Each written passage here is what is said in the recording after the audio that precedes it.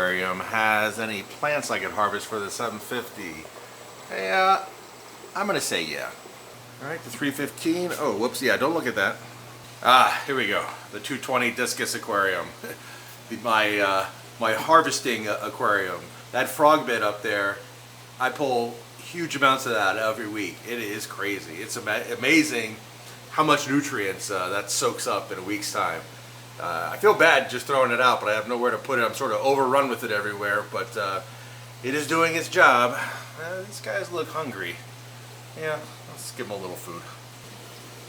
We'll burst the fingers through the frog bit, and ouch, ouch, that's my finger, not the food. Ow, ow, there we go. All right, that one guy just keeps biting my finger. That's not fun. All right, let me get my fingers out of there. Yeah, so the frog bit is awesome. It's growing, it's stripping out those nutrients. It helped get rid of all the hair algae in here. I didn't have to do anything physically. But yeah, it grows fast. I'm definitely an aquatic farmer of that stuff now, so I am definitely having to throw a lot of it out. But it's all said and done. I prefer to go that route. I like the nutrient export, the nature. Aquariums is definitely the way to go in my opinion. And everybody here is doing great. In fact, though, I've never purchased those new fish for this aquarium. I've just been so busy with other things going on that, yeah, these guys have just been left alone. Oh, I have to say one thing with using the floating plants instead of like the emergent grown plants is that what does happen is the aquarium gets really dark.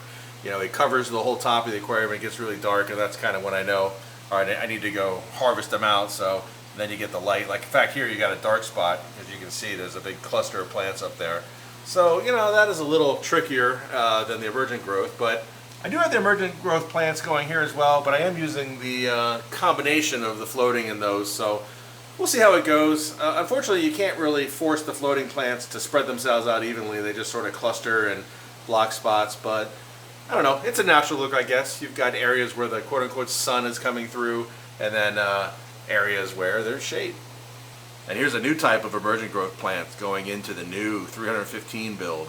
So excited for that. And that's coming soon. I'm putting a lot of work on that.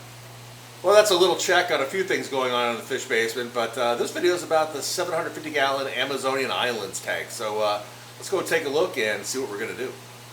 Okay, so what do we got going on in the 750-gallon Amazonian Islands aquarium? Well, one little piece of bad news is that the electric blue Acara, he finally passed away. He actually had been here for a very long time. In fact, before there even was an Aquarium Maine fish basement. And he did spawn multiple generations of offspring in this aquarium. So he did live a good life, but he did finally die of old age. He just slowly whittled down over time. So I'm certainly sad to see him go, but I am happy that he did live a very long life. But at any rate, I've been wanting to add fish to this aquarium for quite some time, and so now obviously I'm going to need to add some more electric blue Acara. But what we're going to do in this video is we're going to try to address again sort of the aquascape situation. Tried a lot of plants, and fortunately we have two sets of plants that are working. So we have the jungle val. We've got two areas of jungle val that are nice and strong and rooted and going great, and we have one lily pad that's grown up and doing great. The other one keeps getting uprooted, and it's going to get a new home and a new tank. So I'm going to pull that out. Right now I'm just letting it float in here. But part of the tank that's done really well is the wood arch in the back. So what I want to do is I want to sort of extend that around. It's because this tank is so deep front to back. Let me take you up top for a second. So as you can see, this aquarium is 5 feet front to back and 6 feet wide, so it's almost like a giant square. And I think to really get the benefit of this shape, I need to do what I did in the back with the wood arch, but bring it around on the sides. So what I want to do is, well, first let me show you what I got. You can see there's one piece of root that's been in there floating for a while. And there's a whole box more full of it. So I want to get all of this into here. So first what I want to do is I want to raise up the right side of the arch. I want to extend that up and create more territory under there, over in that back right side. So we're going to bring that up. And then we want to have the root come around the side, sort of over the rock area. And then of course over on this side, we want to have the same thing. We want to have it wrap around. But I don't want to just have the wood sitting on top of everything that's down. I want to create a lot of space under the wood, because you can see the fish really enjoy that overhang. They love going under, they cluster under there.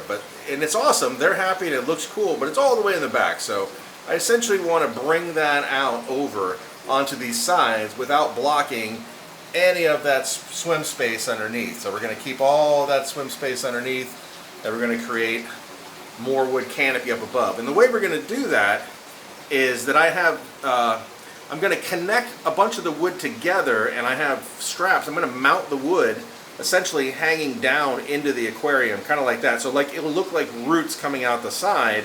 And then what I'm going to do is add a lot more arborvitae growth plants to the top. I'm going to cut some holes in the sides on both sides, and we will have roots hanging down all the way on the sides, all the way across the back, and all the way onto the other side over here. And that should create a pretty cool looking rooted cove effect where these plants, so we'll have the big open area in the middle, and then we'll have the overhanging structure and roots dangling down on the right and in the back, and of course on the left. So I think that's going to look really cool, and I think the fish are going to like it, and I think it's going to draw the fish out more. Kind of how you see this Acara, he's sort of hanging out there. They all love that. So we're going to create a lot more of that, and give these guys a lot more area in the tank that they love and that is enjoyable for me to watch. And also, I think we've gotten to the point where we can safely say our albino threadfin Acara are in fact not albino threadfin Acara, but they are albino redhead geophagus. So I didn't get what I wanted, but I paid $28 a piece for fish that usually sell for $80 a piece. So can't complain. All right, let me get to work on this. All right, so the water's come down pretty far in the 750. It should be far enough for me to get in there and do what I need to do, since it's kind of more up at the top, not all the way at the bottom. Trying out a different sump pump right now, the Scape Ultra Zero. It's just a lot smaller than my other one, and lighter, and where it sucks in the water in the bottom, it won't suck up a fish, so I don't have to put it on top of something. So while that's doing that, I have been making wood projects down here. So what do we got? So the first thing I want to do is I want to raise this side up, and I want to raise this side up. This side up more, this side up less, but then I want to add over here, and I want to add over here. So we have two risers. We have a tall riser where I've cobbled a bunch of the wood together, and it's going to go under the right side of the arch that's there. And this smaller one I've cobbled together, again, this is like a riser. It'll create space for the fish to go underneath, but what I'm going to do is I'll pick up the wood that's there, set this under it, put that wood back on top of it. And that's to raise up this side. Then the two big ones are this guy here. This wood is all, I screwed these together. These two big pieces are screwed together, and then these are latched on with zip ties like I normally do. And then again over here we have a big one, big long one. These are going to go on the sides of the tank. So this is where I'm actually going to use this guy to attach to the top of the wood and be able to have it hovering off from the side of the wall and coming down into the water. So if you want to screw something down, so the nice thing about a wood tank is if you want to screw something into it, you can, and make it look like you have root structure coming down off the side of the riverbank, without having to just pile it up. So should be pretty cool, but let's give it a shot and take a look. Let's see if you can guess where I took the pothos from to put on the 750 back there. Yeah, that's right. The Malawi River Aquarium. Took a good chunk of it off, but I have no doubt it'll grow back as it grows quite proficiently here. Let's see a lot of the Turkana jewel babies. They're getting bigger. They're out and about. Very, very cool. All right, well, let's go back and check out 750 Amazonian Islands and see where all that pothos ended up. All right, so there's the pothos. So the crazy thing is even though I thought I got more wood than I even needed, I didn't get enough. Sometimes you forget how big a 750-gallon aquarium is, and I was hoping to have the wood root coming down and have it go all the way around there and connect. So you can see this area here is definitely going to need some more. You know, we elevated everything in the back there, and so that helped because, you know, the back wood arch is all elevated. That's created much more of a space in there, and it did exactly what I thought it would do, which is, as much as, you know, the cichlids loved hanging out under the wood root back there, well, they love hanging out on it over here and everywhere else as well. So instead of just hiding in the back, now you've got the parrot cichlid out there, you got the geos hanging out, the angels, you got all the schooling fish, you know, moving through the different areas. So definitely working out really well for that. You know, albino redheads, they're liking it. You know, groups of cories down there. So yeah, it's definitely has the effect that I wanted. I just need more root. So I'll show you real quick how I attach that on there. So as you can see, the nice thing about a wood aquarium is you can just screw into the top of it, and yeah, that metal bar just holds up that whole entire area of wood root. And so we get that nice overhang and plenty of area for big cichlids to hang out. And it's definitely really cool seeing these guys all out and about, how they like to hover under that cover, get under there. Because they really were, I mean, they loved the back area so much, and they would hang out back there so much, and they kind of come out to feed and everything.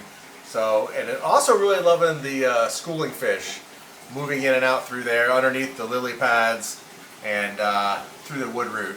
Now, that doesn't look that great color-wise, the wood, but that's fresh in. And if you look over here, that's the stuff that has been in there for like a couple weeks. And then, of course, in the back, it'll look like that in a couple months. So it won't take long before it is all saturated and covered in biofilm and darkens up.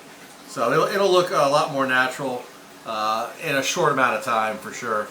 Now, the one thing I'm going to do is go ahead and order more of that wood, because this side here is okay, but that back corner there, I want to build that up. I want to kind of have something at this level up here, kind of wrap all the way around, because that's going to be super awesome back there. There's going to be like 2 levels of it, so the fish are going to love it. It's going to be even more area for them to swim around.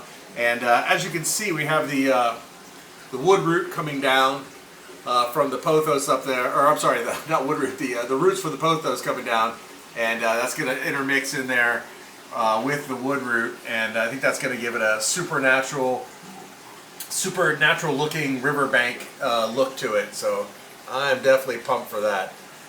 So the 750 Amazon Islands, it is continuing to improve. It's definitely taken longer than I thought to dial this tank in, but I think it's on the right track.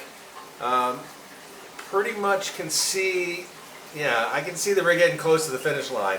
Now the water's a little turned up because of all this, you know, muck that I was doing in there, but it's cleared up pretty good.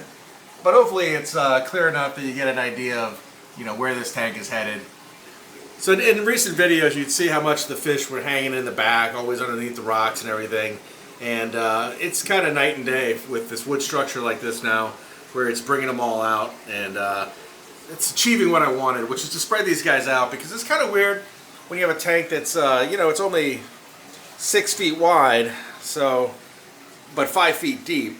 So it's so hard to see the depth of the aquarium that it's nice to be able to bring these guys, basically be able to create front to back depth, or front to back aquascape that pulled these guys out. So rather than just having them all across the back, 6 feet back there, now we're pulling them forward, you know, because we've got the 5 feet front to back. So we're going to take advantage of that, you know, change the scape to fit the fact that the tank is so deep.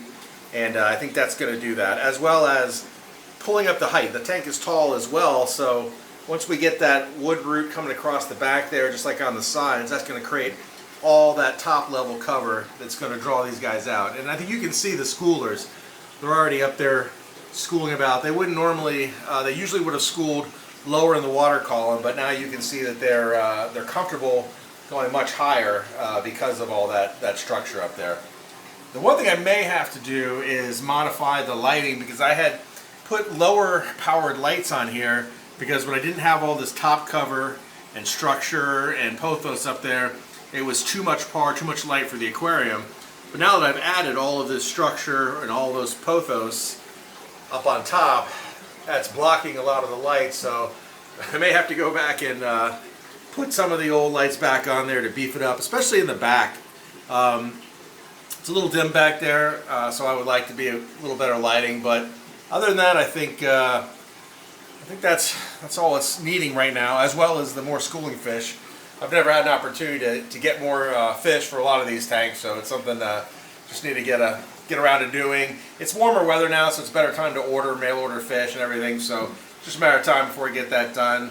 But yeah, seeing this tank finally start to get dialed in is making me happy, because it's such an awesome tank, and it's been kind of a long time coming to get it really dialed in. But I think I'm on the right track here, so I will order that wood, and I will order those fish, and the water will clear up certainly by then, and I'll adjust the lighting, and yeah, we'll check back with this tank pretty soon, and see how these big boys are liking the adjustments to their home. So not only have I been working on bringing the riverbank to the 750 Amazonian Islands build, but I've been working on the 3000, and of course working on the live premiere for the 315 gallon, which is no longer a DIY build because it is built. So I've been working on the wetlands filtration and the aquascape and all that good stuff. So lots of good stuff coming up. And so as always, thanks for watching, and I'll see you guys soon.